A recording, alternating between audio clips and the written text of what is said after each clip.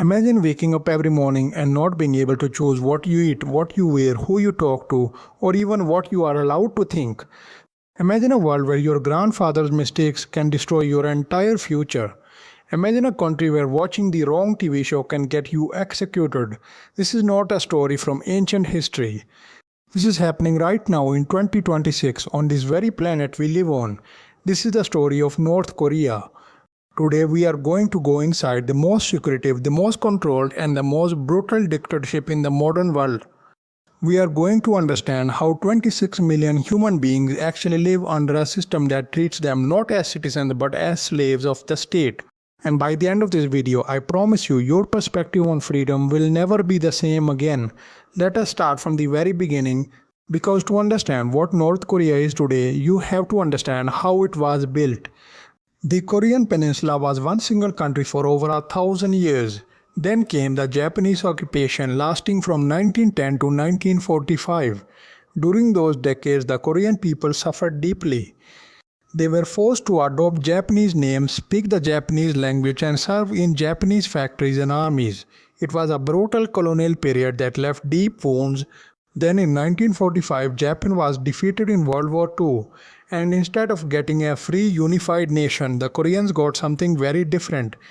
The Americans took control of the South, and the Soviets took control of the North, and just like that, one people were divided into two very different worlds. In the North, a man named Kim Il-sung rose to power. He was a guerrilla fighter backed by Stalin's Soviet Union. And from the very beginning, he built his power not on democracy or the will of the people but on absolute control. He created a system where questioning the leader was not just illegal, it was unthinkable. He made himself not just a political leader but a godlike figure, a divine ruler whose wisdom could not be questioned. When Kim Il-sung died in 1994, power passed to his son Kim Jong-il. And when Kim Jong-il died in 2011, power passed again to his son Kim Jong-un. 3 generations, one family, absolute power. This is the only country in the modern world with a hereditary communist dictatorship, and the people inside it have been living under this system for over 70 years.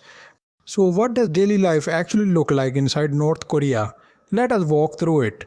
One day, you wake up in the morning, and the first thing you notice is that there might be no electricity. In 2026, North Korea still cannot provide reliable electricity to most of its citizens. Satellite images taken at night show the Korean peninsula clearly. South Korea glows brilliantly. North Korea is almost completely dark. It is one of the most striking images in modern geopolitics, a visual proof of the difference between two systems. Inside people's homes, many families now use small solar panels to get basic electricity, but not every family can afford these. And for those who cannot, life goes on in ways that feel, as one observer described it, like a return to primitive society. Cooking is done on firewood or charcoal. Heating in winter is inadequate, and the cold Korean winters are brutal. Now you go to the market, but not the kind of market your government officially approves of. You go to what North Koreans call the Jangmadang. The story of the Jangmadang is one of the most fascinating chapters in modern North Korean history, and it tells us something profound about the human spirit. Back in the 1990s, North Korea experienced one of the most devastating famines of the 20th century. This period was called the Arduous March. The state system of food distribution, called the public distribution system, completely collapsed. The government simply did not have enough food to give people. And the result was catastrophic. Estimates suggest that between 1 million and 3.5 million people died of starvation during those years. But something else happened during that famine, something the government did not plan for. The people adapted. They began trading among themselves. They set up small markets, buying and selling food, goods and services outside the state system. These were technically illegal. But when the choice is between starving legally and surviving illegally, people choose survival. These informal markets, the Jangmadang, slowly grew into a parallel economy. Today there are reportedly more than 400 of these markets operating across the country. The majority of North Koreans now depend on them for their basic survival. This is remarkable. In a country built on the idea of total state control, the state has lost control of the most basic thing, how people feed themselves. But do not think for one moment that this means North Korea is becoming free. The regime has not disappeared. It has adapted. It now taxes these markets. It uses them to monitor people, and it can crack down on them at any moment it chooses. Now let us talk about something that controls every single aspect of life in North Korea. Something that most people outside the country have never heard of. It is called Songbun. Songbun is a socio-political classification system, and it is perhaps the most sophisticated and most cruel caste system in the modern world. Here is how it works. Every North Korean citizen has a file. This file records not just their own history, but the history of their entire family going back 3 generations. Were your grandparents loyal to Kim Il-sung? Were any of your relatives suspected of disloyalty? Did any family member try to flee to South Korea? Did your ancestors collaborate with the Japanese? Did anyone in your family ever express doubt about the regime? Based on this family history, every citizen is placed into one of 3 broad classes: the core class, who are considered loyal, the wavering class, who are considered unreliable, and the hostile class, who are considered enemies of the state. But here is the truly terrifying detail. These 3 classes are further divided into 51 subcategories of loyalty. Your entire life from the moment you are born is defined by which subcategory your family falls into.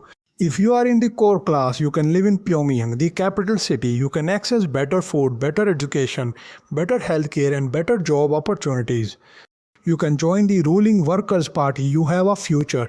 If you are in the wavering class, your options are limited. You live outside the capital, you get less food. Your children go to lesser schools. Your career ceiling is much lower. If you are in the hostile class, you are treated as a subhuman. You are sent to the worst areas of the country. You receive the smallest rations. You can be sent to a labor camp at any moment for any reason. Your entire family is punished for the crimes, real or imagined, of your ancestors. And the most devastating part, it is almost impossible to improve your songbun. But it is very easy to make it worse. One wrong word, one family member who defects, one relative who is suspected of disloyalty, and your entire family status can collapse overnight. This system has been described by human rights experts as one of the most powerful tools of social control ever invented, because it does not just punish individuals. It makes families police each other. It makes everyone afraid, not just of the government but of their own relatives. Now let us talk about food. Because in North Korea, food is not just about hunger. Food is a weapon of political control. The regime controls who gets food and how much. The public distribution system even today gives different amounts of food to different people based on their Songbun classification. Those loyal to the regime eat, those who are not loyal do not. In 2025, regional hunger spikes were reported across the country. Child malnutrition cases were documented in multiple areas. Farmers in some regions faced conditions so severe that starvation was a real daily threat. The average per person income in North Korea in 2026 is estimated at just over $1,200 United States dollars per year. For comparison, the average South Korean earns roughly $35,000 per year. The same people, the same culture, the same language, divided by a border and a system. And the difference in their quality of life is staggering. In the military, the situation had become so critical that even soldiers, who are among the regime's priority groups, had their food rations reduced. When a government starts cutting food to its own army, you know the situation is serious. And yet the regime continues to spend enormous amounts of money on nuclear weapons, on missile programs, on military parades, and on the luxury lifestyle of its ruling elite. This is the fundamental contradiction of North Korea, a government that claims to represent the people but treats the people as resources to be used for the state's own survival. Let us now talk about the information blackout, because what happens in North Korea is not just physical control, it is complete psychological control. In North Korea, you cannot access the internet, not the real internet. There is a state internet called Kwangyong, which contains only content approved by the government. You can search for information about how great Kim Jong-un is. You can read articles praising the Workers' Party, but you cannot access the outside world. Your mobile phone, if you have one, cannot make international calls. It cannot contact anyone in South Korea. It cannot send messages abroad. It is a phone that keeps you inside a bubble. Radios and televisions are manufactured so that they can only receive state-approved channels. Owning a device that can receive foreign broadcasts is treated as a criminal act. The punishment can be death. And there is a law that North Korea enacted that reveals just how afraid the regime is of outside information. It is called the Anti-Reactionary Thought Law. Under this law, consuming foreign media, which includes South Korean movies, South Korean music, Western films, anything from outside is a serious crime. Enforcement agencies have been expanded. Citizens are monitored constantly. Informants report on their neighbors. Even private conversations, as was discovered in 2024, can lead to arrest if someone overhears you saying something that could be interpreted as critical of the leadership. In July 2024, two people were sentenced to death. Their crime: distributing South Korean movies, dramas, and songs, not making bombs, not plotting an uprising, sharing entertainment. And yet, the human desire to know the truth is unstoppable. USB drives carrying South Korean dramas, K-pop music, and Western films are still being smuggled in from China. People watch them in secret in darkened rooms with lookouts posted at the door. The South Korean series Squid Game, which you and I can watch freely on our phones at any moment, has reportedly been watched secretly inside North Korea, and people have reportedly been severely punished for it. Why does this matter so much to the regime? Because information is the most dangerous thing in a dictatorship.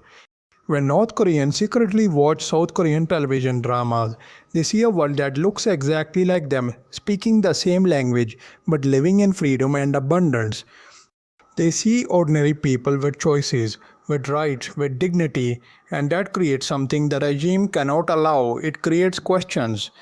Now let us talk about the most horrifying dimension of life in North Korea: the political prison camps.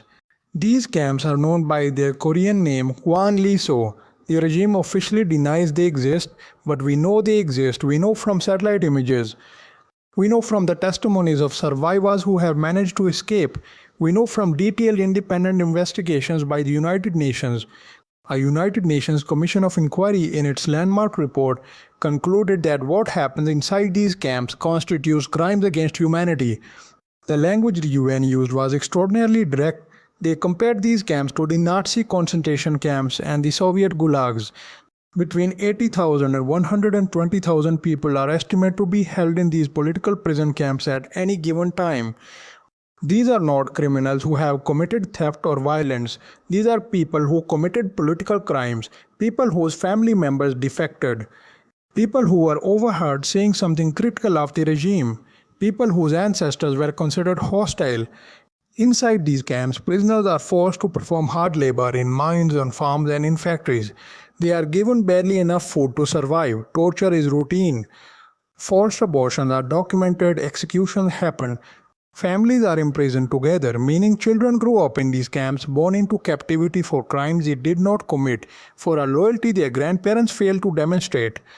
The regime's policy of collective punishment means that if you try to escape, your entire family suffers.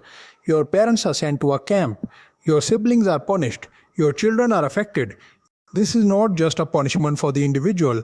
It is a psychological cage that surrounds every North Korean citizen with the knowledge that their own freedom could destroy the lives of everyone they love. Now let us talk about the ordinary North Koreans are told they live in. Because inside North Korea, reality is completely inverted. In North Korean state media and education, the country is presented as a paradise. Kim Jong-un is presented as a wise, all-knowing, beloved father figure who sacrifices everything for his people. The Workers' Party is presented as the greatest political organization in human history. North Korean technology is presented as world-leading. The military is presented as invincible. Children are taught from the earliest age to worship the Kim family. In schools, every lesson contains ideological components. History is written to make the Kim family into divine figures who have always guided Korea to greatness. Even children's songs are about loyalty to the leader. Citizens are required to attend regular ideology sessions called self-criticism meetings, where they confess their failures to live up to the party's ideals and are reminded of their duty to the state. These meetings serve a dual purpose. They reinforce loyalty, and they create an environment where everyone is constantly performing their devotion. creating a culture where genuine dissent becomes psychologically nearly impossible. Think about what this does to a human mind over a lifetime. When every piece of information you have ever received tells you one story, when every person around you reinforces that story, when questioning the story could destroy you and everyone you love, the story becomes reality. That is the psychological genius of the North Korean system. It does not just punish resistance, it makes resistance unthinkable. But here is where the story gets more complex. Because cracks are appearing, those Jangmadang markets we talked about are doing more than just feeding people, they are also becoming channels for information. As goods flow in from China, so does information, USB drives, stories of the outside world, knowledge that contradicts the official narrative. A generation of young North Koreans, particularly those who grew up after the famine of the 1990s, is called the Jangmarang generation. This generation is more entrepreneurial, more skeptical, more connected to market realities than any before them. They grew up not trusting the state to feed them. They learned that survival requires independent action, and that independence of action over time can lead to independence of thought. Defectors who have escaped and are now living in South Korea speak about how watching South Korean dramas changed them. One common description: everything portrayed was so clean and everyone seemed so wealthy, and it raised a simple but devastating question. Why are Koreans in the South living like this and we are living like this? That question is a seed, and the regime knows it. That is why the crackdown on foreign media has become so extreme, because the regime understands that information is the weapon it fears most. Now let us talk about something that has changed the dynamic of North Korea in the world in a very significant way, and that the ordinary North Korean citizen is being asked to be proud of. In 2024, North Korea sent soldiers to fight alongside Russia in the Ukraine war. This was extraordinary. It was the first time North Korean troops had participated in active combat since the Korean War ended over 70 years ago. More than 10,000 soldiers were deployed. Estimates suggest that a significant number, perhaps over 600, were killed, and thousands more were wounded. But here is what is fascinating from a domestic politics perspective. The regime has turned this into a propaganda triumph. State media released a 20-minute propaganda film showing North Korean soldiers fighting heroically for Russia. Kim Jong-un praised them as heroes. Ceremonies were held for bereaved families. A memorial museum is being built for those who died. The regime is telling its people that North Korean soldiers went to Europe and fought and won, proving the might of the Korean army. For a population that has been told for decades that their military is the greatest in the world but has never actually seen it in action, this is being used as powerful domestic propaganda. Meanwhile, behind the glorified images, those soldiers were ordinary young men from North Korea. Many of them had never seen a smartphone before arriving in Russia. Many of them saw the outside world for the very first time.